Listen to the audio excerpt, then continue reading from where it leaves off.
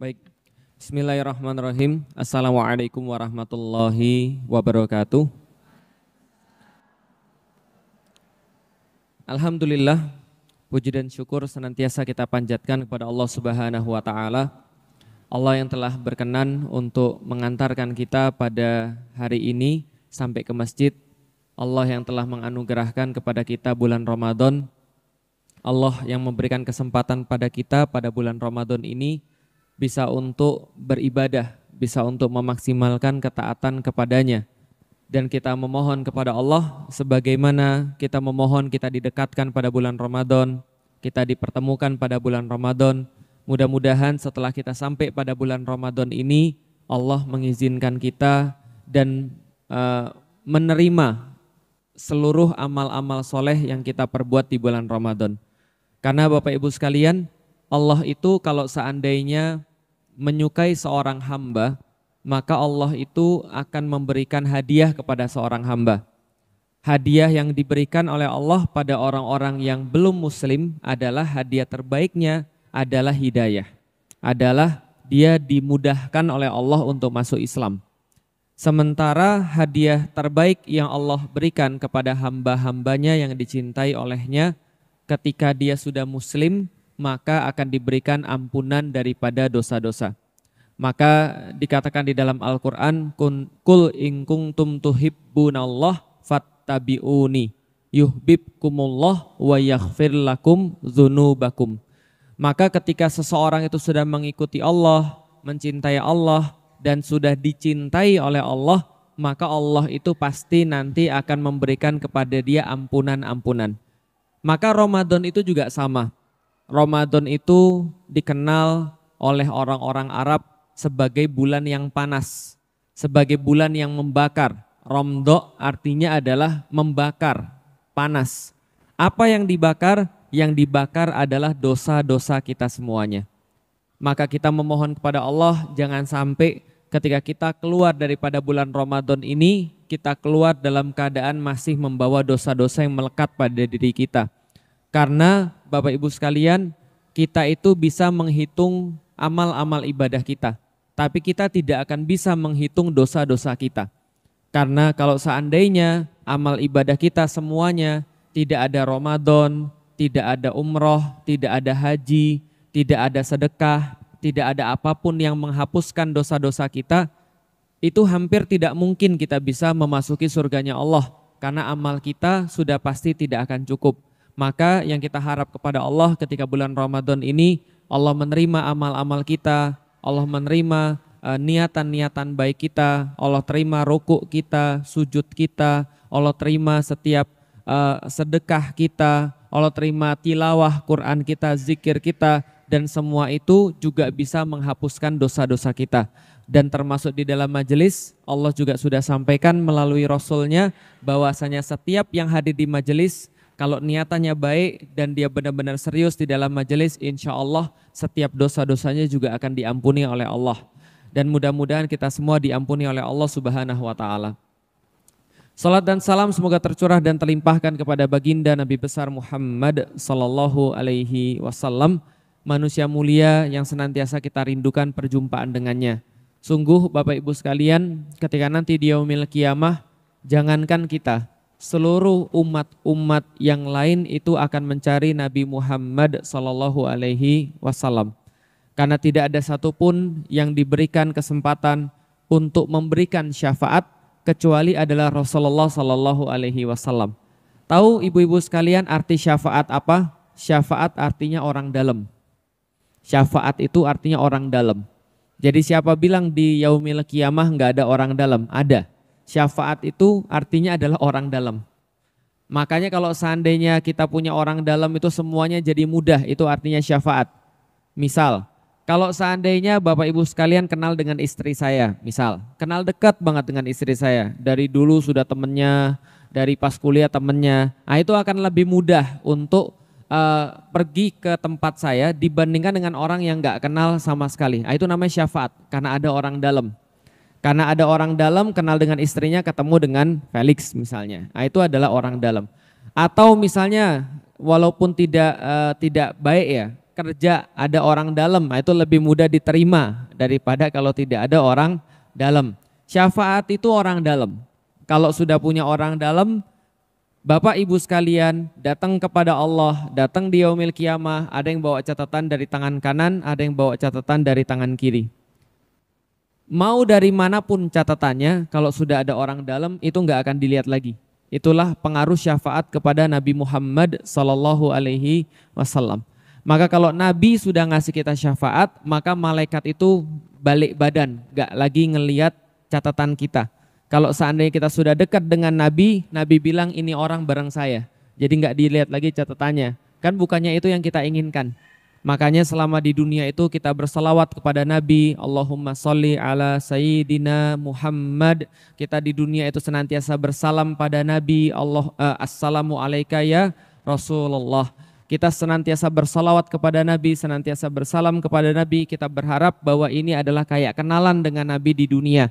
Karena Nabi bilang Nabi bilang pada sahabat-sahabatnya, ada manusia-manusia yang tidak pernah ketemu dengan dia, ada manusia-manusia yang nggak pernah tahu Nabi Muhammad itu seperti apa, tidak hidup sejaman dengan Nabi, tidak pernah ketemu dengan Nabi, tapi cintanya kepada Nabi itu sama kayak para sahabat.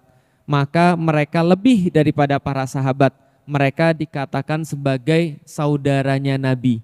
Mereka dikatakan sebagai ikhwan daripada Nabi. Nah, mereka itu menurut Nabi pahalanya 50 kali lipat daripada para sahabat. Kenapa? Karena para sahabat itu ngelihat Nabi. Ngelihat Nabi, bersama dengan Nabi. Mereka kalau seandainya berbuat sesuatu yang kayaknya nggak masuk akal demi Nabi, itu wajar. Kenapa? Karena mereka bersama-sama dengan Nabi. Mereka ngelihat Nabi di depan mata mereka. Sedangkan kita nggak pernah ketemu Nabi, tapi beriman pada Nabi.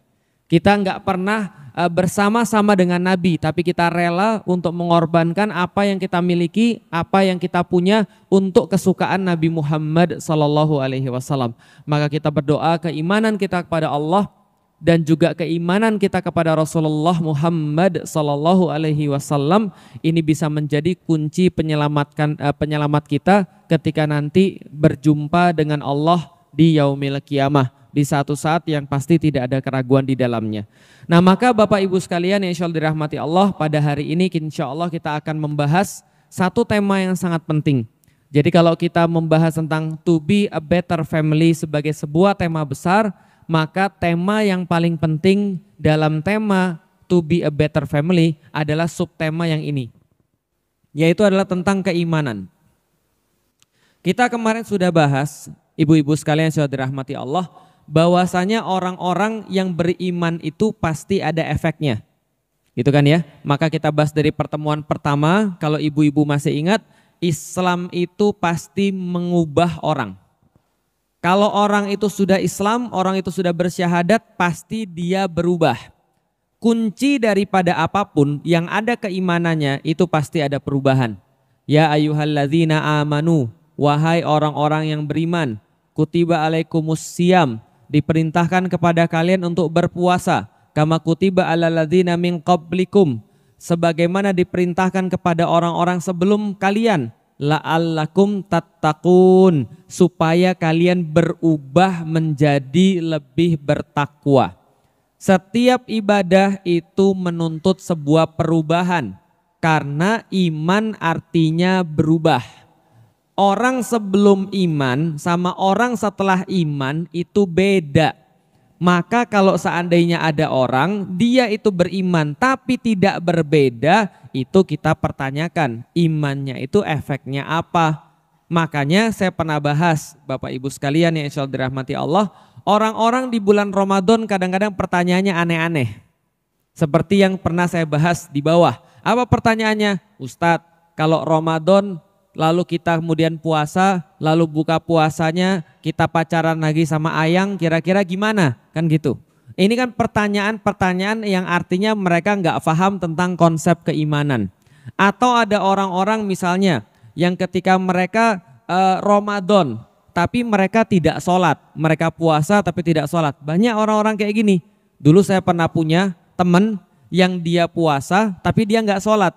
Artinya ada sedikit yang kayak apa ya, ada sedikit yang perlu diubah nih di kepalanya nih, ada yang salah di kepalanya. Kenapa? Kalau kita kan mikirnya begini, kenapa kita itu puasa? Karena Allah lihat.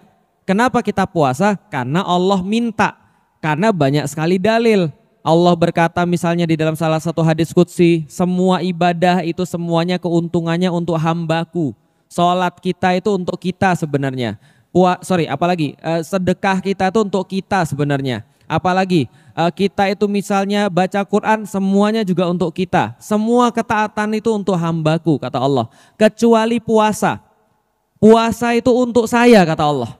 Saya yang akan mengambilnya sendiri. Artinya apa? Allah benar-benar mengistimewakan ibadah yang namanya Ramadan. Kita puasa karena kita tahu bahwa puasa ini akan menghantarkan kita lebih dekat kepada Allah. Kalau ada orang yang kemudian agak sedikit perlu di tune up kepalanya, perlu diperbaiki kepalanya, kita nggak ngerti mikirnya gimana. Kok bisa ada orang puasa tapi nggak sholat? Padahal yang nyuruh puasa itu juga sama dengan yang nyuruh sholat. Yang lebih parah lagi, puasa itu sholat itu amal pertama yang dihisap. Dan ketika amal pertama yang dihisap ini fail, maka yang lain fail. Jadi ibaratnya begini, kalau ada bos ngomong sama karyawannya, aku minta kamu ngerjain ini ya, 1, 2, 3, 4, 5. Tapi kamu kerjain yang pertama dulu. Kalau kamu sudah selesai ngerjain yang pertama, baru yang kedua. Kalau sudah kedua, baru yang ketiga. Kalau 3, baru 4, baru yang 5. Kalau 5 ini sudah selesai, kamu boleh ngerjain yang lain. Ternyata karyawannya misalnya dipesenin sama bosnya. Pertama kamu harus nyuci WC dulu. Yang kedua baru ngepel. Yang kedua baru nyapu. Yang ketiga baru ngepel. Yang keempat baru cuci piring. Yang kelima baru ngelap perabotan. Misalnya dia nyuruh pembantunya seperti itu bosnya. Lantas setelah kamu lakukan itu semua baru kamu lakukan yang lain. Berarti yang pertama apa? Nyuci WC misalnya. Lalu kemudian di sore hari dia datang kepada pembantunya. Dia nanya, bagian 5 yang tadi saya suruh kepada Anda, mana yang sudah Anda lakukan? Dia bilang, alhamdulillah Pak. Selama seharian ini Pak, saya sudah menanam pohon Pak. Dan pohonnya saya tanam banyak Pak, 100 pohon dalam sehari. Oh kalau orang-orang biasa nanamnya paling cuma 2 pohon Pak. Aku nanamnya 100 pohon. Terus bosnya bilang, terus kamu ngapain lagi? Setelah saya nanam 2 pohon Pak, saya bangun rumah Pak. Dan alhamdulillah udah selesai fondasinya Pak. Kira-kira bosnya gimana? Yang saya suruh kamu nyuci WC.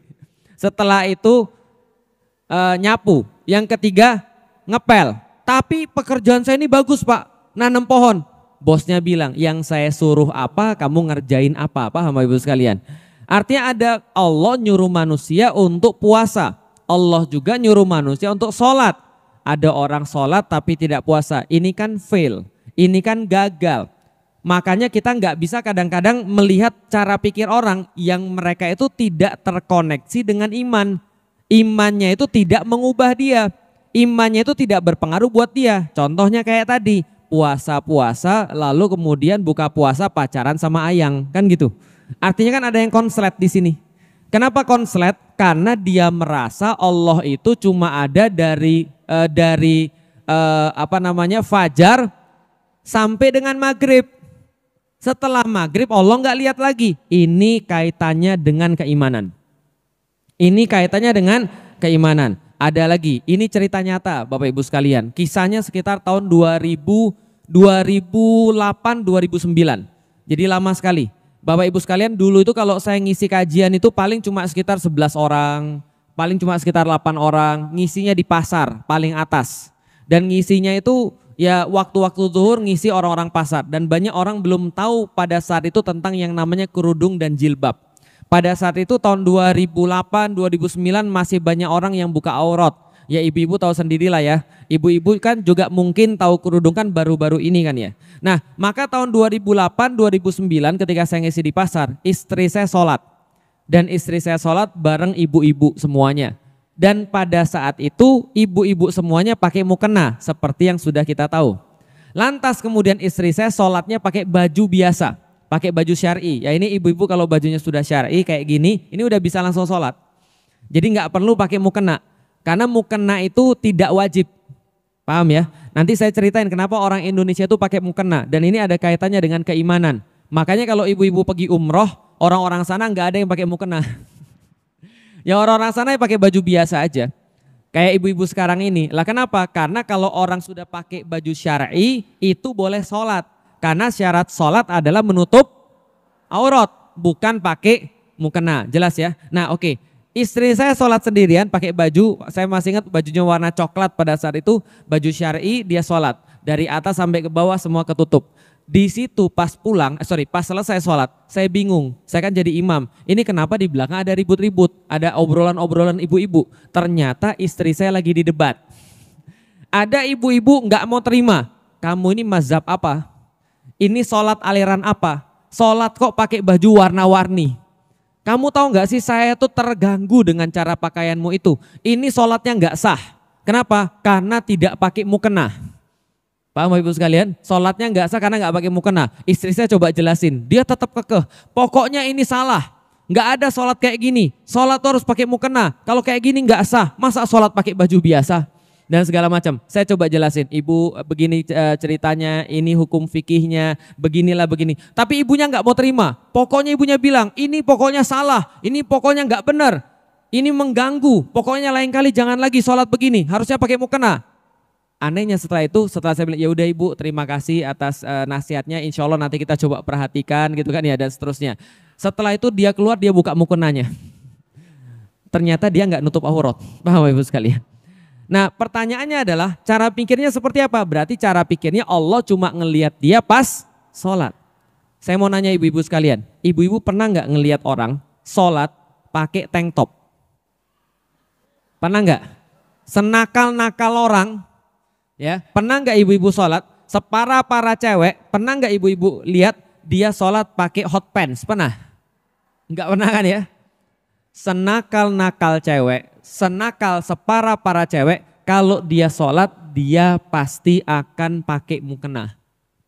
Kenapa dia pakai mukena? Jawabannya sederhana. Dia merasa, Ustadz, saya itu lagi sholat, lagi menghadap Allah. Saya lagi dilihat sama Allah. Maka dia merasa khusyuk banget ketika dia sholat pakai mukena. Tapi setelah dia selesai sholat, dia buka mukenanya seolah-olah Allah cuma lihat pas. Berarti ini masalah apa? Iman. Karena iman ini akan membuat ibu-ibu sekalian merasa senantiasa terkoneksi dengan Allah. Kalau seandainya HP, iman itu adalah paket data. Kalau seandainya Anda nggak punya paket data, smartphone ini nggak ada bedanya dengan kalkulator. Paham? Buka internet, tulisannya ada gambar dinosaurus. Pernah lihat? Anda tidak punya koneksi. Mau lihat arah, mau lihat maps, hilang. Nggak ada titiknya. Gitu kan ya. Mau buka ini, error. Mau buka itu, error. Ini bisa hidup, tapi nggak bisa koneksi. Itulah namanya HP tanpa paket data. Sebagaimana manusia tanpa iman. Karena manusia ketika imannya masih belum sempurna, pasti kerjaannya aneh-aneh. Pasti pertanyaannya aneh-aneh. Bagaimana hukumnya buka puasa bareng ayang? Bagaimana hukumnya terawih boncengan bareng ayang? Paham Bapak Ibu sekalian? Yang kamu cari itu apa? Terawih. Tapi kamu boncengan bareng pacarnya. Yang dia cari apa? Perginya umroh. Tapi pergi umrohnya bareng pacarnya. Paham Bapak Ibu sekalian? Alhamdulillah Ustadz, kita semenjak ikut pengajian Ustadz, kita sekarang lebih islami Ustadz. Maksudnya gimana lebih islami? Alhamdulillah Ustadz, pacaran kita sekarang kita buka dengan basmalah. Lalu kemudian kita akhiri dengan hamdalah gitu kan ya. Dan di tengah-tengah pacaran kami senantiasa menghiasi dengan kalimat-kalimat thayyibah. Seperti subhanallah, walhamdulillah, wala ilaha illallah, Allahu akbar. Dan kita memilih tempat-tempat pacaran yang juga sangat makbul Ustadz. Seperti di bawah beduk masjid, kan itu kan ya. Itu bukan islami, itu ada yang konslet, paham Bapak Ibu sekalian. Karena kalau iman itu mengubah. Contoh, saya bisa ngomong begini karena saya punya pengalaman. Saya tuh juga sama kayak cowok-cowok yang lain, bandel. Saya juga sama kayak cowok-cowok yang lain, parah. Ya Ustadz, kelihatan Ustadz. Iya, alhamdulillah. Nah, begitu kemudian saya masuk Islam, saya punya pacar. Pacar saya bukan sebentar, pacar saya udah 4 tahun. Bayangin, pacaran sudah 4 tahun, pacaran sudah lama. Tapi begitu masuk Islam, Bapak Ibu sekalian, ada rasa bersalah. Lah, saya ini pacaran di Jakarta. Begitu ke Bogor, saya mengkaji Islam. Saya tahu dalilnya, saya tahu ini nggak boleh. Bahkan saya mengisi kajian di Bogor 2 pekan setelah saya masuk Islam. Lalu saya pergi ke Jakarta, saya masih pacaran. 3 bulan kemudian galau Bapak Ibu sekalian. Ini rasanya pergi ke Jakarta jadi setan gitu ya. Lalu kemudian pergi lagi ke Bogor jadi ustadz gitu ya. Ini bertentangan dalam diri. Ini harus milih. Maka kemudian setelah kira-kira 3 bulan saya bilang sama pacar saya, kamu sayang nggak sama saya? Sayang. Saya juga sayang sama kamu. Karena saya sayang sama kamu, saya nggak mau kamu dibakar api neraka. Karena saya tahu yang saya lakukan ini salah. Karena saya tahu yang saya lakukan ini dosa. Dan saya sedang jerumusin kamu, dorongin kamu ke jurang sebenarnya. Kalau kamu sayang sama saya, kita putus aja. Akhirnya kita putus. Paham Ibu sekalian? Sakit hati? Mungkin. Sedih? Pasti. Tapi iman membuat perubahan. Itu versi cemennya. Itu versi rendahan. Versi lebih tinggi. Bilal bin Rabah. Ketika dia punya keimanan, maka sebelum dia punya keimanan dan setelah dia punya keimanan, dia berbeda. Sebelum punya keimanan, dia takut sama tuannya. Dia takut nanti dicambuk. Dia takut nanti disakiti. Maka tuannya bilang apa aja dia nurut. Yuk sama-sama nyembah kepada Tuhan saya. Ya nggak apa-apa. Orang saya nggak ada urusan. Mau nyembah, mau nggak nyembah. Yang penting saya dibayar. Budak nggak dibayar. Yang penting saya nggak dicemeti, nggak dicambuk, nggak disakiti. Nggak apa-apa nyembah Tuhan dia. Tapi begitu dia tahu dengan Islam, dia tahu saya punya Tuhan namanya Allah. Dan kalau saya ikut-ikutan nyembah berhala, saya mengkhianati Allah yang sudah saya imani. Maka dia yakin, ini bukan Tuhan saya lagi. Dibilang sama tuannya, kamu kok nggak nyembah Tuhanmu lagi? Enggak, saya sekarang sudah punya Tuhan yang lain. Kamu nyembah Tuhanku lagi lah. Kalau enggak, kamu bakal dapat masalah. Enggak. Saya punya Tuhan namanya Allah. Kamu mau saya cambuk? Dalam pikiran dia sekarang adalah saya paling parah dalam hidup tuh mati. Kalau saya mati dalam keadaan saya membela iman saya, maka Tuhan saya pasti senang. Maka Allah pasti senang. Gak kebayang saya dapat hadiah apa. Pastinya saya dapat hadiah yang terbaik. Tapi kalau saya mengkhianati Allah di dunia, lalu kemudian supaya nggak dicambuk, saya mau untuk syirik kepada Allah. Padahal saya sudah tahu Allah itu benar. Gimana Tuhan saya kepada saya? Pasti dia kecewa. Pasti dia nggak mau keadaan seperti ini. Dan di dunia saya mungkin aman. Tapi di akhirat saya nggak bakal aman. Ini adalah pernyataan keimanan. Beda atau enggak Bapak Ibu sekalian? Beda. Saya kemarin sudah nyontoin kasusnya tukang angkot. Di Indonesia berapa harga keimanan? Berapa harga keimanan? 50.000, 100.000. Apa buktinya? Angkot-angkot berkeliaran di Bogor. Lalu kemudian ketika setiap Jumatan mereka ditanya, kenapa enggak Jumatan Bapak? Maka mereka bilang, kita nyari nafkah Dek. Lalu kita tanya berapa nafkah yang bisa didapatkan? Hari Jumat ninggalin sholat Jumat, ninggalin perintah Tuhanmu yang katanya kamu imani itu. Kamu dapat berapa?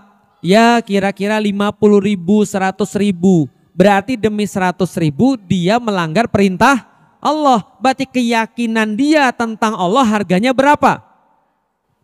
Orang iman beda dengan orang gak iman. Ingat Bapak Ibu sekalian, nanti saya contohin lagi. Gimana kalau orang beriman? Ini saya contohin. Bapak Ibu sekalian coba lihat. Coba dengerin baik-baik. Iman sama dengan bukti sama dengan ilmu. Iman sama dengan apa? Bukti sama dengan ilmu. Kalau ibu-ibu sekalian punya ilmu, kalau ibu-ibu sekalian punya bukti, maka ibu-ibu punya iman. Semakin banyak ilmu, semakin banyak bukti, semakin kuat iman. Jelas sampai di sini? Contoh. Ibu, ginjal ada berapa? Yakin? Ada berapa ginjal? 2, kiri 1, kanan 1. Pertanyaan saya sederhana, Ibu, ginjal itu penting atau tidak? Penting. Kalau ada yang nanya pada ibu-ibu sekalian, mau beli ginjal ibu, tapi nggak boleh cuma 1, mesti sepasang. Sepasang ya. Mau dibeli harganya 100.000. Kasih atau enggak? Oh mungkin kurang mahal ya. Kurang mahal ya, saya naikin. Mau enggak ginjal ibu sepasang diganti dengan duit 100 juta? Kurang mahal juga? Oke, yang mau ginjalnya diganti dengan duit 500 juta angkat tangan. Enggak mau juga? Ini udah banyak loh yang nunggu pembelinya di Singapura. Pembelian ginjal. Enggak mau, oke saya naikin. 1 miliar. Kenapa enggak ada yang mau? Percuma Ustadz, mati Ustadz. Oke sekarang saya mau nanya pada ibu-ibu sekalian. Seberapa yakin ibu-ibu sekalian 1-100%, 1-100%, berapa kadar keyakinan ibu-ibu sekalian kalau 2 ginjal ibu diambil ibu bakal mati? Berapa kadar keyakinannya? 1-100%, berapa? 100% Ustadz, saya yakin Ustadz. Saya tuh bukan saya tuh bukan dokter Ustadz.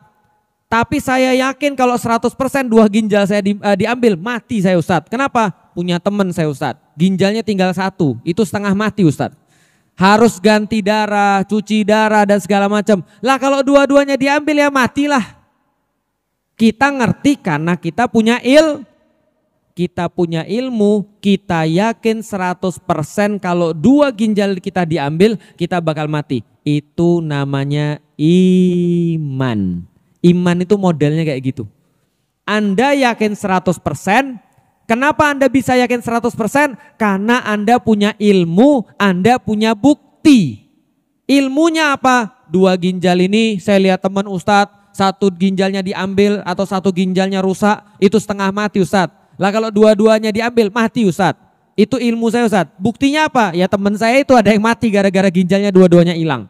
Lah kalau saya dua-duanya hilang juga pasti saya mati. Nggak ada gunanya Ustadz duit miliaran. Nggak ada gunanya Ustadz duit cuma berapa ratus ribu. Tapi kalau setelah itu saya mati. Pertanyaan saya, seberapa Anda yakin 1-100% kepada Allah? Kalau 100% harusnya setiap permintaan Allah Anda pasti akan taati. Kalau 100% harusnya Anda ditawarin 1 miliar pun ganti agama Anda nggak bakal mau. Tapi pertanyaannya orang-orang di Indonesia kira-kira mau atau tidak? Jangankan 1 miliar. Jangankan 1 miliar. Kemarin kasus mau diterima kerja syaratnya buka kerudung. Mau atau enggak? Mau. Lah ini kondisinya. Lah ibu-ibu belum pernah pengalaman sih lihat duit 1 miliar. Jangan-jangan kita lihat duit 1 miliar kita goyang. Makanya yang bisa memperbaiki negeri ini itu cuma keimanan. Karena hanya bagi orang beriman kepada Allah duit 1 miliar itu bisa diludahin. Hanya bagi orang beriman kepada Allah duit yang banyak itu nggak ada apa-apanya. Maka bayangin kalau orang beriman korupsi nggak kira-kira dia? Lihat hasil keimanan, jangankan duit. Lihat nih, di masa Rasulullah Shallallahu Alaihi Wasallam ada 2 orang ribut gara-gara mereka temu emas di tanahnya. Nemu emas di tanahnya, tapi ributnya berkualitas, ributnya beda. Satu orang beli tanah dari saudaranya. Jadi ada satu orang dia beli tanah dari saudaranya. Setelah dia beli tanah, dia olahlah tuh tanah. Dia cangkulin, dia bajak tanahnya. Tahu nggak apa yang dia dapat ibu-ibu sekalian? Dia ketemu sebongkah emas. Bayangin, berkilo-kilo emas, sebongkah emas. Emas kan kalau segini aja udah berat ya. Dia ketemu emas berbongkah-bongkah di tanah itu. Langsung dia hubungin kawannya yang jual tanah. Bro, aku kan kemarin beli tanahmu ya bro ya? Iya, aku dapat emas bro. Ini aku kembalikan kepada kamu bro. Loh kenapa dikembalikan? Lah kan aku kan beli tanah. Di dalam surat akad kita, aku beli tanah. Akad jual belinya, bukan beli emas. Lah ini ada emasnya, aku kembalikan kepada kamu ya. Yang beli bilang, mohon maaf, saya itu jual tanah sama isi-isinya. Berarti apapun yang kamu temukan di tanah itu milik kamu, bukan milik saya lagi. Buat kamu aja, saya nggak mau. Kenapa? Karena ini emas saya ketemu dan saya nggak merasa beli emas. Dan kalau saya ngambil barang yang bukan saya, gimana nanti saya berhadapan dengan Allah?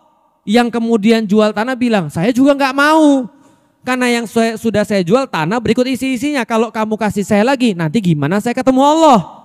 Dua-duanya ini saking nggak mau emas, pergi ke hakim Pak, Ibu sekalian. Pergi ke hakim gara-gara nggak mau. Kebayang kejadian di Indonesia kayak begitu? Nanti insya Allah kalau sudah beriman semuanya di Masjid Al-Mutakin gitu kan ya. Masya Allah. Karena dia nggak mau ngambil barang yang bukan haknya. Kenapa? Iman ngajarin dia. Kalau kamu ngambil barang yang bukan hakmu, nanti kamu dipertanggungjawabkan di depan Allah. Mati kamu. Maka dia pergi ke hakim. Hakimnya bingung. Ini dua orang ngapain? Kenapa? Saling berebutan untuk bilang bahwa emasnya bukan milik dia. Akhirnya kemudian hakimnya punya solusi. Apa solusinya? Kalian ini soleh-soleh banget ya, luar biasa. Lalu ditanya, punya anak laki-laki? Punya. Punya anak perempuan? Punya. Nikahkan. Menggunakan uang daripada emas itu. Akhirnya itu solusinya. Dinikahkan anaknya dengan uang dari emas tadi. Kebayang nggak kalau zaman sekarang?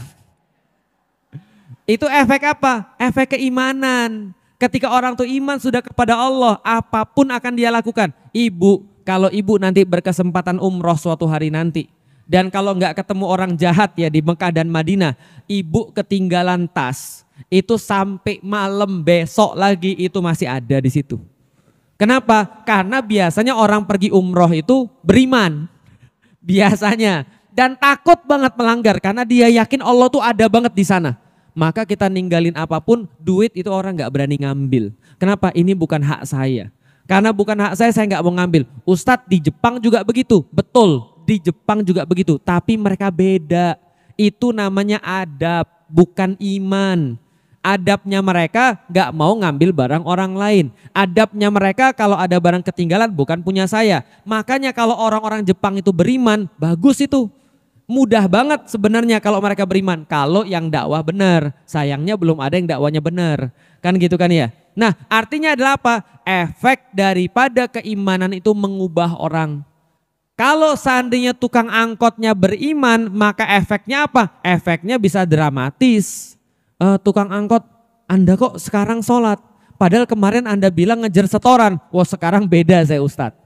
Sekarang saya beriman pada Allah. Lah lalu kenapa Bapak sholat? Ustadz, rezeki itu yang jamin Allah. Kalau Allah pengen ngasih, nggak ada satupun hamba yang bisa untuk menghalangi rezeki Allah. Kalau Allah sudah nggak mau ngasih, satupun hamba nggak akan ada yang bisa untuk ngasih dia rezeki. Rezeki itu milik Allah Ustadz. Sudah ditentukan Ustadz dari awal sampai akhir. Kemarin saya pergi pengajian Ustadz. Kata ustadznya rezeki itu duluan sampai habis ajal baru datang. Maka ajal tidak akan datang sebelum rezeki ditunaikan Ustadz. Ini sudah janji Allah. Maka yang saya korbankan paling cuma narik angkot Ustadz. Kalau saya narik angkot paling cuma dapat 50.000, 100.000. Sedangkan kalau saya kemudian gak narik angkot, saya bisa Jumatan. Allah senang sama saya. Kalau Allah senang sama saya, rezeki saya dipermudah. Kalaupun saya nggak dapat rezeki, hidup saya barokah Ustadz. Beda nggak kira-kira? Pernyataan orang yang beriman itu beda dengan pernyataan orang nggak beriman. Kenapa? Iman itu mengubah orang. Kalau ada orang kemudian dia pergi ke sebuah kantor, dia dibilang, Anda boleh untuk kerja di sini. Kami perlu dengan keahlian Anda, tapi buka kerudung dulu. Maka apa yang dia bilang? Sorry mas. Mas mau gaji saya berapa? Ya kami sudah siapkan gaji 75 juta per bulan. 75 juta per bulan itu nggak bisa jamin saya pada surganya Allah. Siapa yang mau tanggung jawab setelah saya mati? Mas bisa tanggung jawab? Nggak mungkin. Maka saya urusan saya, mas urusan mas. Kalau saya harus kerja cuma dibayar 75 juta per bulan, tapi saya harus bermaksiat kepada Allah, lebih baik saya yang gaji mas aja. Kan gitu. Lah kenapa? Ya orang beriman. Orang beriman tuh punya jawaban-jawaban yang dia tahu. Kenapa? Karena dia sudah tahu dia cuma manusia, hidup di dunia sementara, nanti sebentar lagi kembali kepada Allah. Betul nggak? Makanya orang-orang beriman tuh biasanya orang-orang sudah tua. Kenapa orang-orang beriman biasanya orang sudah tua? Ingat, iman sama dengan apa? Ilmu. Sama dengan apa? Bukti. Tahu nggak kenapa orang-orang beriman tuh kalau sudah tua? Biasanya karena mereka sudah berilmu. Apa ilmu mereka? Mereka punya teman-teman, dicatetin di catatan-catatan dia. Tiap tahun ba'da Ramadan ada aja yang dicoret itu. Betul nggak? Sudah innalillahi wa inna ilaihi rojiun, innalillahi wa inna ilaihi rojiun. Coret satu, coret satu, coret satu. Setiap orang tua pasti sadar, sebentar lagi saya nyusul. Betul nggak? Ada nggak orang tua yang nggak yakin kalau sebentar lagi dia nyusul? Lah temen dia litingan ada 10 sekarang tinggal 3. Nah itu kan tinggal ngurut undian tuh. Paham kira-kira maksud saya? Makanya ulama-ulama bilang kalau ada orang tua masih belum sadar, ada orang tua masih belum mau beriman, apalagi yang mau dia pelajari supaya dia mau beriman kepada Allah. Makanya kalau ada anak muda beriman itu istimewa. Kenapa? Dia merasa hidupnya masih panjang. Belum punya ilmu, teman-temannya hidup semua. Bapak Ibu sekalian. Nah, itu ilmu. Makanya kata Rasulullah, perbanyak zikrul maut. Perbanyak mengingat mati karena itu menumbuhkan keimanan. Bisa dipahami Bapak Ibu sekalian. Nah, kalau gitu kita sudah tahu harga keimanan itu berapa. Bagi orang-orang yang tidak beriman, iman itu enggak penting. Bagi orang-orang yang gak yakin pada Allah, iman itu gak penting. Tapi bagi orang yang beriman pada Allah, yang yakin pada Allah, iman itu tidak ada nilainya. Maka saya sudah pernah bilang kan Bapak Ibu sekalian, kalau ada orang bilang nikmat itu ada yang lebih besar daripada nikmat iman, saya tuh kadang-kadang agak tersinggung Bapak Ibu sekalian. Kenapa saya agak tersinggung? Saya sudah pernah bilang Bapak Ibu sekalian, andaikan iman itu ada harganya, kita mau bayar atau enggak? Pasti mau. Kalau iman ada harganya, saya rela ngumpulin duit sebanyak apapun untuk beli iman buat bapak dan ibu saya. Tapi iman itu bisa dibeli dengan kayak begitu? Enggak. Nyatanya ibu-ibu sekarang dapat keimanan. Kita merasa senang ketika masuk bulan Ramadan, itu efek daripada keimanan. Kita merasa senang bisa hadir di majelis, itu efek daripada keimanan. Kita merasa senang bisa berdiri tarawih, lalu berpikir, ya Allah di malam-malam yang lain ya Allah, Engkau gak bolehin saya terawih, Engkau gak boleh saya sholat, cuma di bulan ini ya Allah saya boleh terawih. Kita jadi senang terawih, kita gak misuh ketika imamnya baca agak panjang. Nah itu kan efek daripada keimanan. Lah kalau gak ada keimanan, kita mungkin gak jadi kayak gitu. Kita mungkin kemudian gak datang ke sini, kita lebih enak di rumah. Ngapain bulan Ramadan capek-capek datang ke masjid?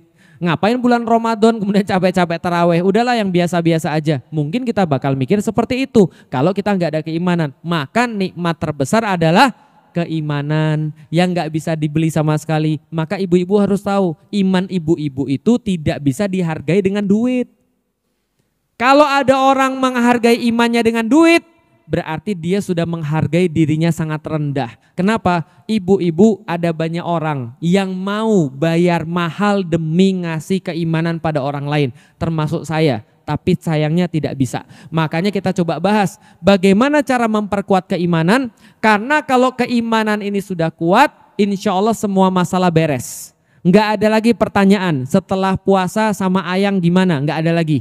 Nggak ada lagi orang-orang yang berlaku yang aneh-aneh kalau mereka sudah beriman kepada Allah dengan benar. Nah kalau begitu bagaimana keimanan itu kemudian kita munculkan di dalam diri kita? Ada dua. Satu apa namanya?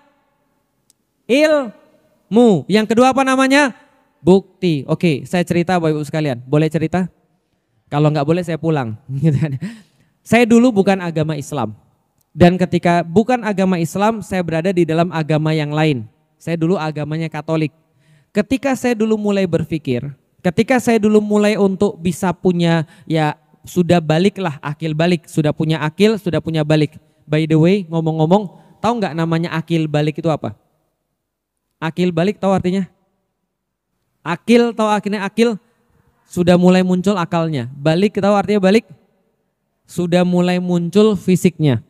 Jadi kalau akil balik itu tandanya adalah anak itu sudah jadi manusia baik secara non fisik maupun secara fisik. Fisiknya sudah bisa menghasilkan anak. Akalnya sudah kayak orang dewasa. Jelas ya? Jadi akil itu artinya non fisiknya jadi, balik artinya fisiknya jadi. Tahu masalah anak zaman sekarang? Balik tapi belum akil. Itu zaman sekarang. Jadi akil sama baliknya misah. Dia sudah balik, badannya sudah bisa punya anak, tapi otaknya belum ada. Akilnya belum ada, akalnya belum ada. Itu masalahnya sekarang. Kenapa bisa begitu? Makanannya masalah, tontonannya masalah, dan pergaulannya masalah. Maka anak-anak zaman sekarang yang kita lihat problemnya sudah balik tapi belum akil. Gimana caranya supaya dia akil lalu balik? Karena di zaman dulu orang akil dulu baru balik. Makanya namanya akil balik, bukan balik akil. Jelas ya? Karena zaman dulu kita itu semuanya sebelum ibu-ibu mens, ibu-ibu sudah mikir. Udah bisa bantu orang tua, udah bisa pergi ke masjid, udah bisa mikir masa depan padahal belum mens. Anak-anak laki-laki juga sama, udah jualan es bantuin orang tuanya gitu kan ya. Udah kemudian bisa bantuin adik-adiknya padahal dia belum balik, belum kemudian sampai pada waktunya. Oke, ceritanya lanjut lagi. Pas itu saya akil balik gitu kan ya. Saya akil itu akil balik sekitar umur SMP. Maka ketika SMP saya mulai berpikir. Saya berpikir semua tentang kehidupan saya. Kenapa saya lahir sipit, kenapa ibu saya juga sipit, bapak saya sipit, sehingga kehidupan saya tuh agak nggak normal gitu ya. Saya tinggal di Palembang, Palembang itu kota yang sangat kejam gitu ya, terutama bagi orang-orang sipit, jalan-jalan, woi Cino, nah, misalnya kayak gitu-gitu. Lalu kemudian dizolimi, lalu udah ditodong orang, dipalakin dan segala macam. Saya mikir kenapa hidup saya ini kayak begini, lalu kemudian saya lihat kenapa teman-teman saya ini kayak begini, omongannya cewek aja, nggak ada selain cewek, segala macam, mikirin semua, termasuk mikirin agama. Kenapa agama saya begini, kenapa Tuhan saya begini, kenapa dia Tuhannya ada tiga, tiganya dalam satu, satunya dalam tiga, kenapa? Ini semua saya pertanyakan. Ini bukan menjelekkan agama yang lain ya, saya cuma cerita pengalaman saya ketika saya akil balik. Ketika saya akil balik banyak yang saya pertanyakan. Saya pertanyakan bapak ibu saya, gimana cara pengasuhan mereka? Saya protes pada mereka, saya bukan karyawan ya. Kalian merasa kalau kalian kasih saya uang itu cukup. Padahal saya tuh nggak pernah minta uang Anda, yang saya perlu adalah selain uang. Itu pikiran saya pas SMP. Pas akil balik, saya mengkritik semua hal.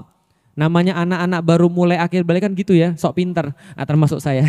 Gitu kan ya. Jadi saya tuh kayak gitu ya. Kenapa sih mami begini? Kenapa sih papi begini? Kenapa sih begini dan begini? Segala macam. Pokoknya saya bertanya, termasuk agama. Waktu itu saya bertanya, kenapa agama? Saya punya keyakinan kayak begini. Kenapa agama? Saya punya keyakinan Tuhan itu ada 3 bentuk dalam satu kesatuan. Satu kesatuan tapi ada dalam 3 bentuk. Ada Bapa, ada Putra, ada Roh Kudus. Kenapa Tuhan tuh kayak begini? Kenapa iman tuh kayak begini? Lalu bagaimana setelah saya mati? Lalu saya mati kira-kira kayak apa? Tuhan itu kenapa Tuhan saya nggak menikah sehingga dia nggak punya anak? Sehingga bapak ibu saya yang beragama Katolik juga dia nggak punya contoh. Seperti apa jadi bapak dan ibu yang benar? Sehingga saya jadi korban dan seterusnya dan seterusnya dan seterusnya. Saya nanya. Sampai ketika saya nanya, saya iseng nanya pada guru agama.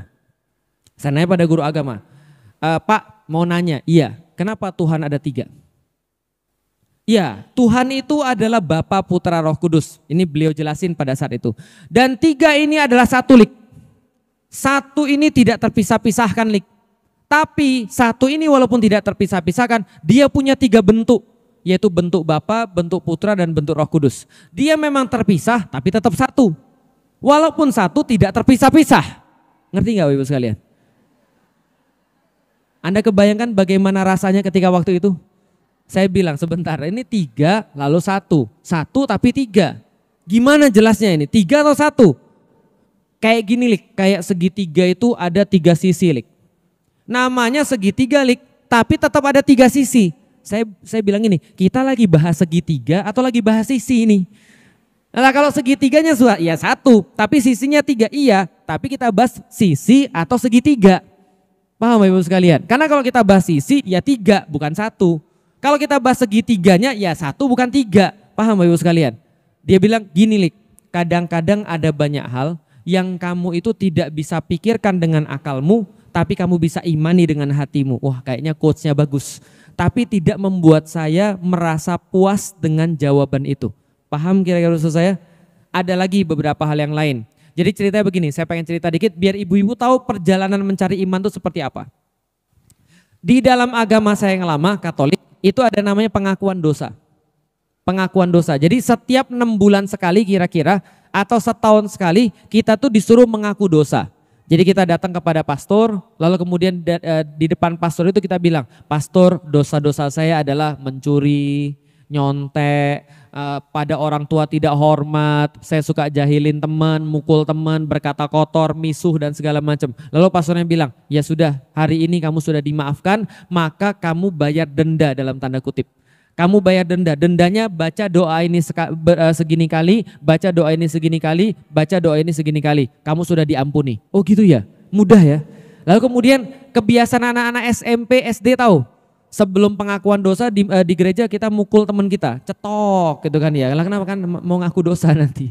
Kita ngata-ngatain bapak orang gitu ya. Lalu kita zolimin orang dan segala, karena nanti mau ngaku dosa. Saya tanya, lah kenapa konsepnya seperti ini? Kenapa kita bisa diampuni sama orang yang kita bukan salah sama dia? Lah saya kan baru mukulin orang tadi. Lah orang yang baru saya pukulin itu sakit hati. Saya ngakunya pada pastor. Yang kemudian pastornya ngampunin saya. Yang ini masih dendam sama saya. Saya tanya, jawabannya apa? Lik, kadang-kadang ada banyak hal yang kamu tidak bisa masuk di akal, tapi bisa kamu yakini di dalam hati. Oke, kalau gitu. 2, lalu yang ketiga, saya pernah nanya lagi, pastor, Yesus kan disalib. Iya. Yesus kan Tuhan. Iya. Dia mati di kayu salib. Mati. Kenapa dia bisa mati? Kan dia Tuhan. Iya, dia kan satu di antara yang 3. Lik, Bapa, Putra, Roh Kudus. Yang mati itu adalah Tuhan. Dan dia kan akan bangkit lagi. Tapi kan dia mati dulu. Iya, tapi kan dia bangkit lagi. Tapi kan mati dulu. Lalu kemudian saya bilang, dan sebelum dia mati, dia mengucapkan, Eli, Eli, lama sabachthani. Bapa, kenapa engkau meninggalkan aku? Lalu kemudian saya bilang, berarti Tuhan ngomong sama siapa? Tuhan Yesus ngomong sama siapa? Lalu kemudian pastornya bilang, dia ngomong sama Bapaknya. Bukannya mereka satu. Iya, tapi mereka ada 3. Lik, kalau ada sesuatu yang kamu nggak bisa mikir, kamu bisa yakini di dalam. Oh ya sudah, akhirnya saya nggak nanya lagi sudah saat itu. Paham sampai di sini? Oke, iman ada 2. Pertama apa? Ilmu. Yang kedua adalah apa? Lihat, apa yang saya temukan pada saat itu? Yang saya temukan ketika saya belajar tentang keimanan saya yang lama, ilmu yang saya dapatkan justru membuat saya ragu. Paham sampai di sini? Justru membuat saya ragu, ini benar atau enggak? Ini serius atau tidak? Ini bikinan manusia atau beneran dari Tuhan? Maka ilmu yang saya dapat senantiasa membuat saya justru semakin ragu. Lalu kemudian buktinya apa? Saya coba cari. Saya bukan gak nyari loh Bapak Ibu sekalian. Di Palembang itu ada 3 misa. Misa itu kayak Jumatannya lah kira-kira. Jadi setiap hari Minggu orang-orang Katolik pergi ke gereja. Nah itu ada 3 misa. Misa paling awal jam 6 itu berbahasa Jawa. Maka nggak mungkin saya datang pada misa yang berbahasa Jawa. Jam 7 itu misa untuk orang dewasa. Jam 8 itu misa untuk orang-orang umum. Biasanya teman-teman saya datangnya jam 8 bawa cewek. Paham Bapak Ibu sekalian? Sekaligus sebuah pengukuhan, kami udah pacaran loh, kira-kira begitu. Saya nggak mau datang ke misa jam 8. Saya datang di misa jam 7. Misa orang dewasa, nyari Tuhan. Saya duduk sendirian di situ, pergi sendiri dari rumah, pergi ke gereja, duduk di situ, saya nyari Tuhannya seperti apa ini sebenarnya. Saya tuh mau untuk menyembah Tuhan yang benar. Tapi seperti apa Tuhan yang benar? Setelah saya datang ke sana, saya nggak melihat orang-orang pergi ke gereja ada efek dalam kehidupan mereka. Itu yang saya lihat. Bisa dipahami Bapak Ibu sekalian. Ilmu yang saya dapat, bukti yang saya dapat malah membuat saya merasa ragu dengan agama saya. Akhirnya SMP kelas 2 saya resmi memutuskan, saya lebih baik nggak usah beragama aja. Kenapa nggak mau beragama? Saya bilang nggak ada bedanya orang beragama sama nggak beragama. Lah saya nanya nggak ada mendapatkan jawaban yang memuaskan. Tuhan 3-1-1-3, lalu kemudian pengakuan dosa, lalu kemudian Tuhan mati di kayu salib. Lalu kalau Tuhan bisa mati di kayu salib, kenapa saya harus punya Tuhan? Lalu apa efeknya Tuhan bagi kehidupan saya? Saya nggak ngeliat ada efeknya sama sekali. Lalu kemudian saya berhenti untuk bertuhan. Dan saya tuh main game Bapak Ibu sekalian dulu. Dan game zaman dulu tuh membuat orang jadi ateis. Membuat orang jadi nggak percaya Tuhan. Lalu resmi SMP kelas 2 saya nggak punya agama. Saya bilang, saya sekarang sudah bukan agama Katolik lagi. Saya tidak beragama dan saya nggak yakin dengan Tuhan. Saya nggak percaya sama Tuhan. Paham sampai di sini Bapak Ibu sekalian? Keren ya orang zaman dulu ya. Jadi kalau zaman sekarang Anda kuliah baru ateis, telat. Saya SMP sudah ateis. Setelah saya nggak punya Tuhan, saya nggak punya agama, saya tetap belajar. Kenapa? Kalau orang nggak punya Tuhan, biasanya mengagung-agungkan sains. Biasanya mengagung-agungkan ilmu pengetahuan. Maka saya juga sama, saya pelajari sains. Favorit saya pelajarannya adalah biologi, kimia, fisika. Itu favorit saya. Kenapa? IPA. Karena IPA itu menjawab pertanyaan saya. Dari mana asal manusia? Tuhan nggak tahu kan? Tuhan nggak bisa jelasin kan dari mana asal manusia? Jelasin cuma gitu aja. Banyak kebingungan. Biologi jelasin. Origins of life. Asal mula manusia. Awalnya manusia nggak ada. Lalu kemudian terbentuklah dari gas-gas yang berkumpul. Lalu membentuk kemudian sebuah cikal bakal bumi, lalu ada yang mengeras, ada yang kemudian jadi udara, ada yang kemudian jadi air. Di air itu banyak sekali zat-zat, ada C, karbon, ada H, hidrogen, ada O, oksigen, ada N, nitrogen, ada P, fosfor. Udah dengerin aja ibu-ibu sekalian, anggap aja lagi belajar di sekolah ya. Kalau nggak ngerti nggak apa-apa, dulu kan juga nggak ngerti ya, sekarang juga nggak ngerti. Ada C, H, O, N, S, P semuanya ngumpul di situ, kena petir, kena segala macam, itu jadi kayak sup. Ibu-ibu pernah punya sup? Pernah bikin sup? Ibu-ibu kalau supnya sudah sehari, 2 hari, 3 hari, apa yang terjadi pada supnya? Ngentel, betul begitu? Ngentel grundel gitu kan ya, ada bentuk endul-endul kayak gitu kan ya. Nah, kata orang dulunya begitu. Namanya primordial soup, sup purba. Di antara seluruh alam semesta di bumi ada sup purba di lautan, banyak banget. Setelah itu ada sup purba itu tiba-tiba mengental, lalu kemudian tiba-tiba jadi mikroorganisme, jadi sel tunggal, yang sel tunggal itu akhirnya dia makan sel-sel yang lain, dia bisa bergerak dari organisme prokariota, eukariota, lalu kemudian dia makan yang lain lagi, jadi satu sel lengkap, lalu makan sel yang lain lagi, jadilah dia jaringan. Dari jaringan makan jaringan yang lain, jadi organ jadi sistem organ jadi organisme pertama. Bingung kan, plankton itu loh, itu organisme pertama. Lalu cerita banyak sampai akhirnya ketemu manusia. Nanti saya ceritain lagi. Saya bilang ini jawaban ini, biologi ini jawaban ini. Saya belajar biologi keras. Saya belajar biologi karena ini menjawab pertanyaan saya, dari mana asal manusia. Oh, dari sini asal manusia rupanya. Dari kemudian segala macam ini asal manusia. Sampai saya dari sekolah diwakilkan olimpiade biologi pada saat itu. Karena saya serius membahas tentang dari mana asal manusia. Saya serius nyari tahu dari mana asal manusia. Fisika, kimia, saya pelajarin semua. Tapi setelah saya belajar, ibu-ibu sekalian, 2 tahun saya belajar, saya bingung lagi. Kenapa bingung? Ternyata semua teorinya gagal. Ibu-ibu tahu tentang teori sup purba tadi? Dari kemudian sup purba, dari jadi organisme nanti jadi ikan, singkat ceritanya beberapa juta tahun lagi, berapa ratus juta tahun ikannya naik ke darat, punya kaki, lalu kemudian dia punya kaki 4 jadi kadalnya naik ke atas jadi monyetnya naik ke atas lagi punya sayap jadi burung kemudian ada yang terbang, monyet ada yang berubah jadi kita, paham ibu sekalian? Nah itu adalah teori evolusi dan segala macamnya. Saya bilang loh oke, secara singkat kayak begitu, saya mikir kayak begini, kalau begitu semua ini tadi CHONSP dan lain-lain, gas-gas yang ada di alam semesta dari mana? Nggak ada yang nerangin. Dan ketika diuji coba di lab, nggak ada yang berhasil. Nggak ada yang bisa menciptakan kehidupan. Satu pun sampai sekarang nggak ada. Jadi ilmuwan zaman sekarang tuh kadang-kadang sombong-sombong, tapi mereka menciptakan lalat aja belum bisa. Menciptakan yang hidup itu nggak bisa. Sekarang saya mau nanya ibu-ibu sekalian, jantung ibu-ibu yang sekarang masih berdetak sama jantung mayit bedanya apa? Apa bedanya? Sama aja. Jantung kita sama jantung mayit sama loh. Kenapa kita bisa memompa? Karena ada roh. Saintis, orang-orang yang ahli sains, mereka bisa nggak ngelihat itu mayit sama-sama ada jantungnya, tapi buat jadi bisa memompa lagi? Nggak ada yang bisa. Paham sampai di sini sekalian? Semuanya fail. Ketika saya belajar lagi, malah semakin bingung. Kenapa semakin bingung? Coba. Ketika saya belajar lagi, ada ilmuwan yang bilang begini, dunia tidak mungkin tercipta secara kebetulan. Hah? Saya stres. Saya kan sudah nggak yakin ada Tuhan. Saya yakinnya semua ini terciptanya kebetulan. Adanya begitu aja. Tiba-tiba ada orang sains yang nggak percaya Tuhan juga. Lalu dia bilang, dunia tidak mungkin tercipta secara kebetulan. Karena terlalu detail dan terlalu rumit untuk terjadi secara kebetulan. Contoh ibu-ibu sekalian, lihat ya bagaimana dunia itu rumitnya. Ibu-ibu pernah tahu biji kacang hijau? Dari biji kacang hijau ibu tanam bisa jadi kacang hijau, betul? Ibu tahu nggak sih di dalam biji itu kalau ibu potong itu ada lipatan-lipatan calon daun, ada lipat-lipatan calon kemudian batang, ada kemudian di situ segala macam yang diperlukan untuk jadi pohon kacang hijau, bisa dipahami? Itu baru kacang hijau. Ibu tahu beringin? Ibu tahu beringin? Tahu biji beringin?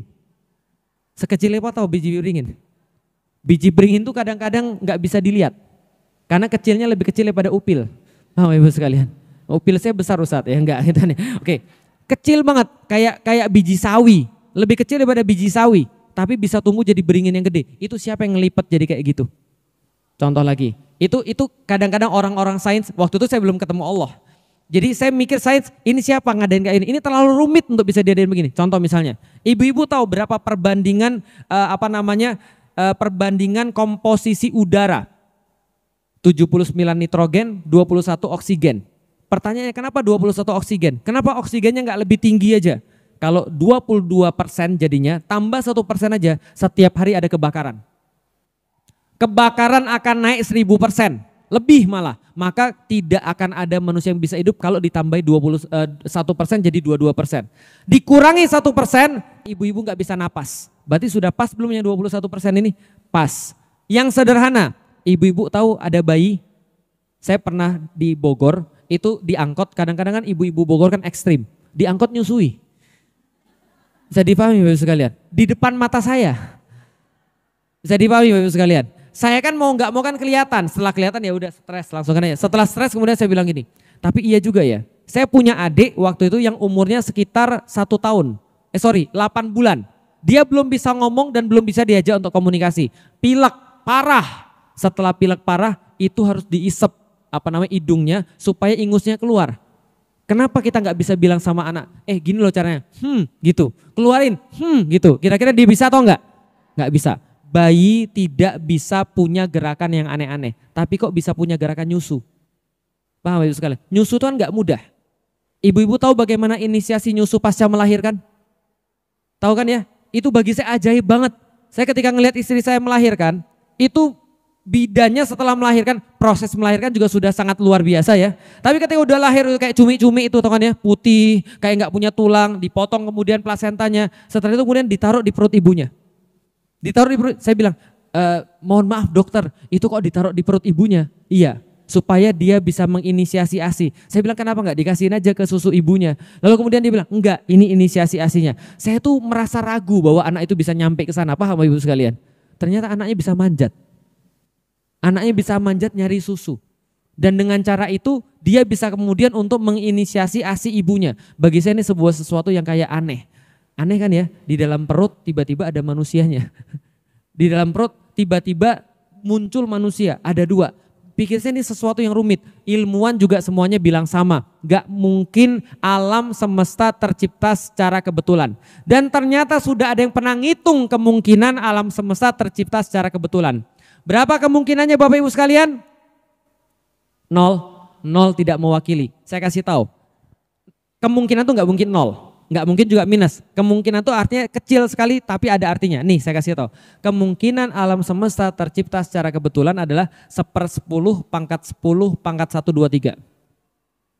Karena saya tahu ibu-ibu skip pelajaran matematik, saya jelasin dengan cara yang lain ya. Oke. Kemungkinan alam semesta tercipta secara kebetulan adalah ibu-ibu sekalian seperti ada angin tornado, ada angin topan, lalu dia pergi ke Bantar Gebang. Bantar Gebang tahu? Tempat pembuangan akhir yang semua barang ada di sana. Semua, besi, plastik, kawat, semua ada. Dia lewat itu angin tornado, muter, ngaduk semuanya itu. Setelah dia lewat, ada pesawat Boeing 737 yang bisa langsung terbang. Mungkin nggak? Mungkin nggak? Diaduk sama tornado jadinya pesawat. Mungkin atau enggak?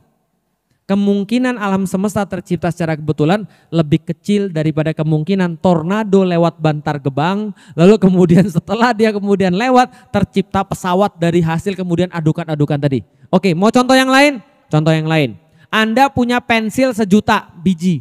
1.000.000 pensil Anda taruh dari jarak 1 meter di atas tanah. Di bawahnya ada kertas. Kata ilmuwan perumpamannya kayak gini. Perumpama di bawah ada kertas, tadi pensil ada berapa? 1.000.000. Ditaruh 1 meter di atas kertas kosong. Lalu kita lepasin pensil itu bareng-bareng. Tuk tuk tuk tuk tuk tuk tuk tuk tuk. Terus kemudian tercipta surat yang bisa dibaca dan indah. Mungkin kemungkinan alam semesta terjadi secara kebetulan lebih rendah lagi daripada kemungkinan itu. Mau contoh yang lain lagi? Oke, contoh yang lain lagi. Lihat ya, yang saya pelajari waktu itu. Ada ilmuwan lagi bilang begini, kemungkinan alam semesta tercipta secara kebetulan adalah sama seperti Anda pergi ke pantai. Pernah pergi ke pantai? Lalu Anda pilih 1 butir pasir dari banyak pasir itu, Anda pilih 1, lalu kemudian Anda lihat 1 butir aja nggak boleh lebih. Anda pakai kaca pembesar, ditanda tangani. Felix Xiao, love you, muah, gitu kan misalnya. Ya, ditanda tangani udah ya, supaya ada tanda gitu loh. Kalaupun itu bisa dilakukan, setelah itu kita tiup. Kita tiup. Balik lagi pasirnya ke salah satu di situ. Paham sampai di sini? Kita pergi dari situ, tahun depan kita balik lagi. Tahun depan kita balik lagi. Lalu kita tutup mata, kita ambil salah satu pasir secara random. Secara acak kita ambil. Maka kemungkinan alam semesta tercipta secara kebetulan adalah Anda dapat pasir yang Anda tanda tangani di tahun yang lalu. Mungkin gak kira-kira? Artinya alam semesta tercipta secara kebetulan more than impossible. Kalau dalam bahasa kita lebih dari tidak mungkin alam semesta tercipta secara kebetulan. Itu kata siapa? Ilmuwan. Ilmuwan semua bilang gak mungkin alam semesta tercipta secara kebetulan. Loh, kenapa mereka masih gak yakin Tuhan? Karena mereka gak punya Islam, gak ada yang dakwah sama mereka. Maka mereka bilang yang nyiptain alam semesta pasti zat yang maha kuat. Zat yang maha hebat, di luar ruang dan waktu. Perhitungannya sempurna, rumit dan sangat presisi. Itu kata mereka. Siapa kita bilang? Tuhan. Saya nggak bilang Allah, karena waktu itu saya belum ketemu dengan Allah. Maka SMP kelas 2, SMP kelas 3, saya punya Tuhan. Saya yakin Tuhan itu ada. Ini penting banget. Bapak Ibu sekalian harus paham banget cara untuk dapat keimanan. Supaya nanti kalau ada orang bermasalah dengan keimanan, atau anak kita bermasalah dengan keimanan, atau diri kita sendiri bermasalah dengan keimanan, kita tahu iman ada 2, ilmu dan bukti. Kita lagi bahas ilmu dan bukti. Bagaimana cara beriman secara ilmu dan bukti dan bertanggung jawab. Oke, sekarang saya sudah punya Tuhan. Sudah jam 10 punya Tuhan, Masya Allah. Udah sejam loh baru bahas tentang punya Tuhan itu ya. Alhamdulillah. Saya punya Tuhan, alhamdulillah. Tapi saya bingung Tuhan saya siapa. Mulai dari saat itu ketika ada orang nanya, Lik, kamu yakin Tuhan? Yakin. Kenapa Tuhan yakin? Oke, kalau kamu gak yakin kita bahas. Nggak mungkin alam semesta tercipta tanpa Tuhan. Tuhan pasti ada. Kalau ilmuwan bilang zat yang maha kuat, aku bilang itu namanya Tuhan. Tuhanmu siapa, Lik? Aku nggak tahu. Aku nggak tahu Tuhanku siapa. Tapi yang jelas nggak mungkin semua terjadi secara kebetulan. Nggak mungkin. Terlalu rumit semuanya terjadi secara kebetulan. Tuhan pasti ada. Oke, kalau gitu Tuhannya siapa? Saya belum tahu. Tapi yang saya tahu Tuhan pasti ada. Saya bilang Tuhan ada, tapi saya nggak percaya agama. Kenapa saya nggak percaya agama? Nih lihat Bapak Ibu sekalian. Saya lihat Islam, orangnya nggak benar, orangnya janji nggak ditepati, orangnya kemudian kalau kerja nggak serius, orangnya kemudian kalau misalnya ketemu suka ngamuk-ngamuk, marah-marah, orangnya nggak bisa dipercaya, WC-nya kotor, rumahnya nggak diurus. Lalu saya bilang nggak mungkin lah orang punya Tuhan kayak gini. Paham? Ada agama yang lain, memang betul toiletnya bagus, lalu kemudian rumahnya bersih, orangnya bisa dipercaya, tapi keyakinannya dia nggak pernah pertanyakan, kayak tadi yang saya punya, paham Bapak Ibu sekalian? Maka saya nggak yakin agama itu ada yang benar. Maka dari dulu SMP kelas 3, kerjaan saya apa? Ngajakin teman-teman saya, yuk pergi yuk cari orang bijak.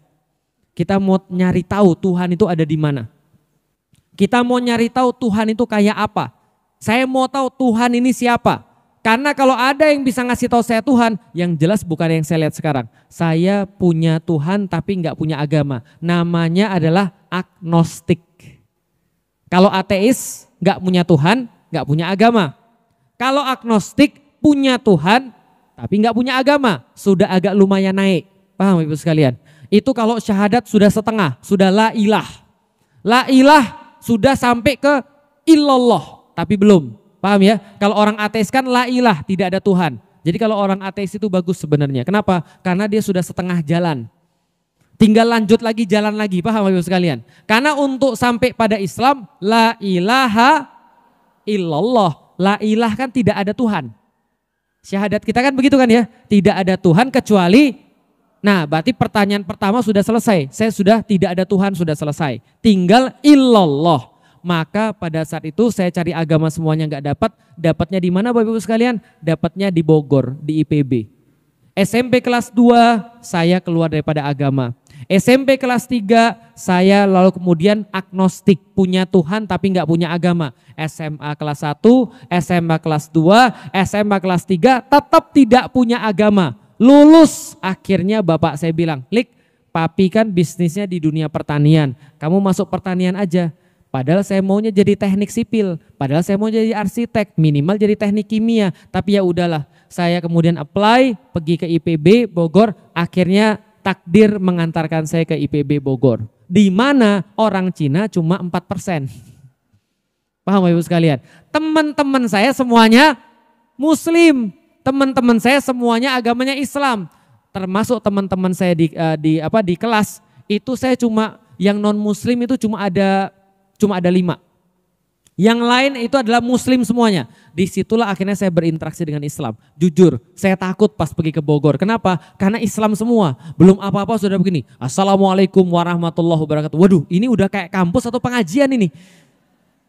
Kakak kelas datang, mohon maaf, yang Ikhwan sebelah kanan, yang sebelah kiri Ahwat. Yang Ikhwan sebelah kanan, sebelah kiri Ahwat, betul.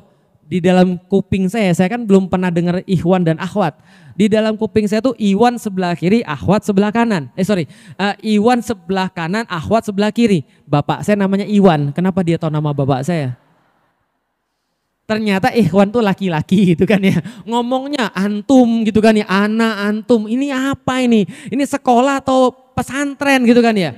Tapi lama-lama akhirnya saya bisa beradaptasi dengan Muslim. Saya punya teman orang-orang Muslim dan dekat dengan teman orang-orang Muslim. Dari situ saya baru tahu Bapak Ibu sekalian, Islam yang saya lihat di Palembang itu jauh beda dengan Islam yang saya temukan melalui teman-teman saya itu. Kenapa? Teman-teman saya ternyata ngaji. Ngajinya sama Ustadz Fatih Karim yang tinggal di sini itu. Nah, ngajinya sama Ustadz Fatih Karim, mereka sudah dibina dengan Islam. Mereka ngobrol dengan saya. Saya punya pertanyaan banyak, mereka ngajak ngobrol. Terus menerus ngobrol. Sampai kejadian 2001 bulan 11 tanggal 9 ya. Kebalik, tanggal 11 bulan 9. Itu loh, pesawat nabrak itu loh. Pesawat nabrak. Apa namanya di WTC. Nah itu saya gila, ngeri banget. Pelakunya siapa? Wah, teroris. Islam nih bahaya. Deg-degan saya. Kenapa? Teman saya itu Muslim semua. Saya bilang, wah mati saya di sini. Saya bilang, kenapa? Karena waktu itu kan lagi serem-seremnya. Terorisme adalah Islam. Karena waktu itu lagi ada sebuah kampanye Amerika, War on Terrorism.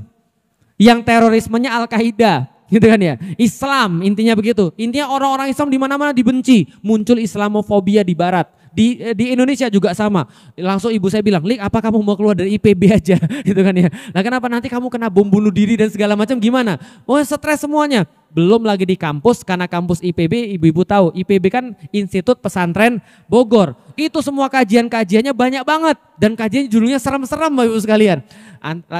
Saya semakin serem lah. Dan suatu hari saya pergi ke tempat teman saya.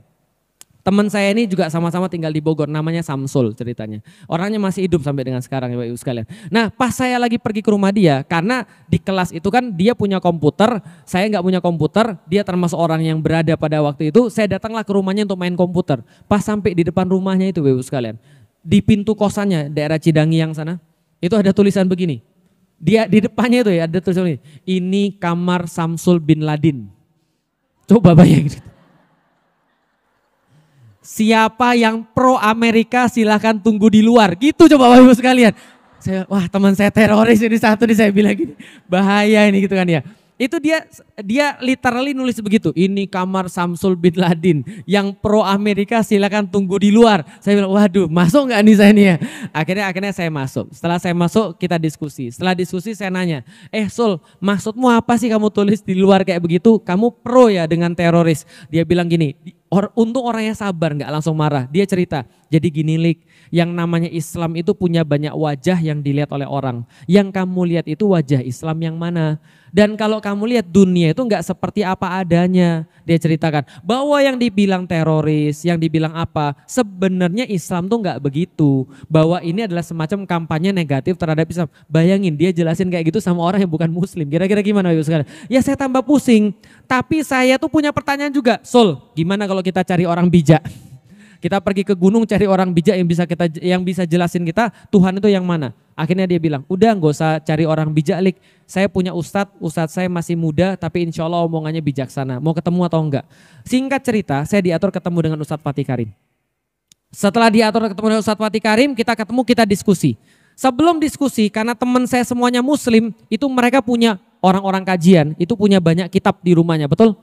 Ada di antara kitab-kitab itu, ada yang menarik mata saya. Judulnya Sistem Pergaulan di dalam Islam. Saya bilang, ada sistem pergaulan di dalam Islam. Saya kan dulu kan adalah ya penyuka wanita, pacaran dan segala macam. Saya lihat bagaimana Islam itu kemudian mengatur wanita dan laki-laki. Saya kaget segitu detailnya Islam ngatur hubungan laki-laki dan perempuan. Ngatur hubungan pernikahan, sampai urusan ranjang aja diatur. Saya bilang, luar biasa. Saya bawa buku itu, saya ketemu dengan Ustadz Fatih Karim. Pertanyaan pertama saya adalah, Ustadz, kenapa Islam memperbolehkan poligami?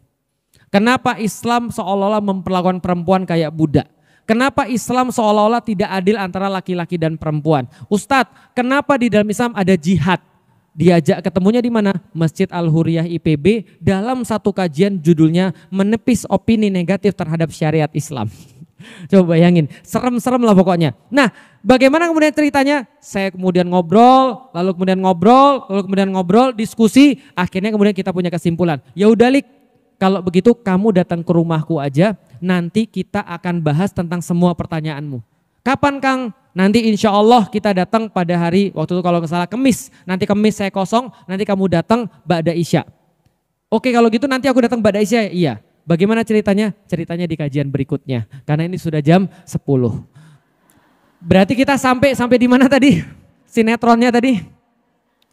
Sampai kita dapat Tuhan, tapi Tuhannya siapa kita masih bertanya-tanya. Ya kalau sekarang ibu-ibu gak usah bertanya-tanya, ya Tuhannya Allah. Karena Tuhannya Felix Xiao ujung-ujungnya dapatnya Allah. Tapi bagaimana ilmu dan bukti yang saya dapat sehingga Tuhan saya namanya Allah?